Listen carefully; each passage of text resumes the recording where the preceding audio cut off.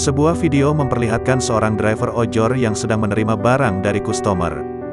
Video tersebut diunggah oleh akun @agungardiansi melalui aplikasi TikTok. Dan video tersebut langsung viral di media sosial. Video tersebut juga sudah dilihat sebanyak 880.000 kali. Dalam video itu diduga driver ojol tersebut menerima pesanan antar barang, sehingga ia perlu mengambil barang dari si customer tersebut. Namun saat sedang mengambil barang, driver ojol itu mendapat perlakuan tidak menyenangkan. Tampak rumah dari si customer tersebut terdapat pagar tinggi. Bukannya pagarnya yang dibuka, justru driver ojol tersebut disuruh terima barang di atas pagar.